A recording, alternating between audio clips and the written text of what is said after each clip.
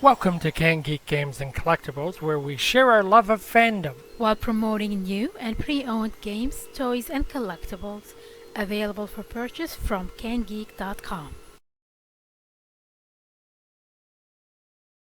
Hey everyone, how's it going? It's Scott here from Can Geek Games and Collectibles. Welcome as always to the Can Geek YouTube channel and to our Geek Speak video for the week of June the 13th.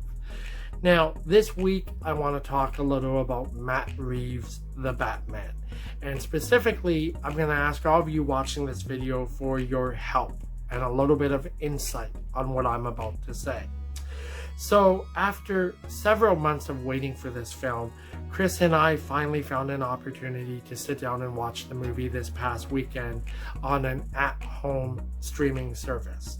And after watching the film, we sat down and we compared notes, and we basically came up with 3 things specifically that we could both agree on where this film was concerned. Those 3 central topics are sound quality, cinematography, and length of film. Now, I specifically want to focus in on those 3 topics for this video. First of all, I want to talk about sound quality. I don't know for sure if it was the at-home streaming service that we were using to watch this movie, but we both agreed that the sound quality in this film, the audio quality, wasn't spectacular. There were a lot of points in the film where it seemed very hard to hear the dialogue. So I'm hoping that any of you that have seen this film can weigh in on this particular topic and just let us know. If you watched this film, did you find that the quality of the audio was lacking a little? Or, was it the at-home streaming service that we were using? Now, on the subject of cinematography, I personally had an issue with the cinematography, but I'm approaching this issue from a different perspective. I'm approaching this particular issue as someone with a blatant visual impairment. I found this film dark. I found it very dark.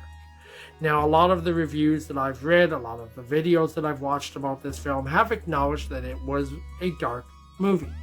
And it makes sense. Gotham is supposed to be a dark and dirty place. So the fact that it was portrayed dark and dirty with very dark cinematography makes sense to me as a Batman fan.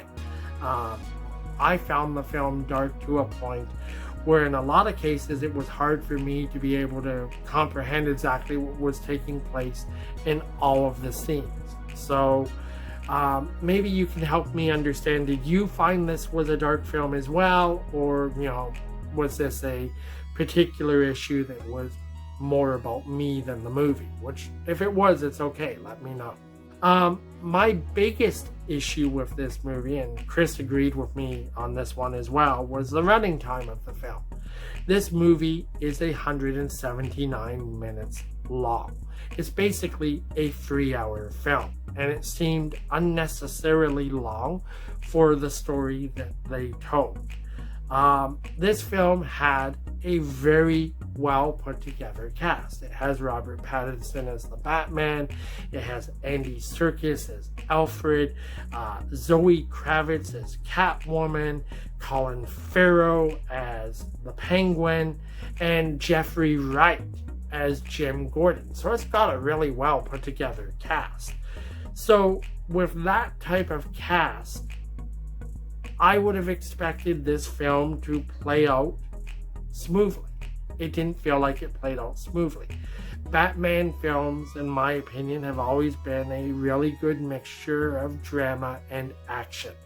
This particular Batman film from Matt Reeves felt like it was more drama, less action, almost to the point of a 70-30 split. So 70% drama to 30% action. And I have to wonder if maybe they got a little overly ambitious with the story they decided to tell, and if that had something to do with, that particular perspective that I have for this film. When I look back at previous Batman films from directors like Tim Burton or Christopher Nolan, they've always found a way to walk that fine line, in my opinion, between the drama and the action elements. Maybe I'm just approaching this from the perspective of someone who absolutely fell in love with what Chris Nolan did with the Batman franchise. Batman Begins, The Dark Knight, and The Dark Knight Rises, in my opinion, were three of the best Batman offerings ever put forward. So maybe I went into this film with a certain amount of bias. It is possible. I really did want to like Matt Reeves, the Batman.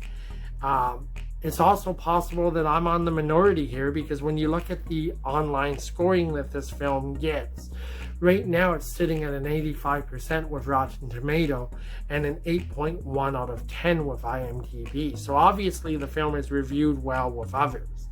So maybe it is me, but maybe you can help me understand what I missed here when we're talking about Matt Reeves, the Batman. It was long, it was dark, and the sound quality wasn't great. And, you know, if I did miss something here, I'd love to have you guys tell me what I missed so that I can go back and try and look at this film again from a fresh set of eyes with a new perspective. So let me know, what did I miss, if anything, or do you agree with basically what I've said here and what Chris and I both kind of thought about the Batman? That's it. We're just looking for a little bit of help and your insight on this particular subject. In the meantime, and as always, I want to thank all of you for the continued support that you show to us here at Can Geek Games and Collectibles. I'm going to leave a link to a couple of events in the description for this video. You'll find us this weekend vending at the Bridlewood Mall Comic-Con. And then a week and a half from now, you'll find us vending at the Mississauga Video Game Show.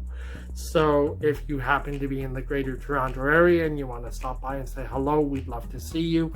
And in the meantime, and as always, until we talk again soon, thank you for your support. And each and every one of you, stay safe, stay healthy, and take care of yourselves.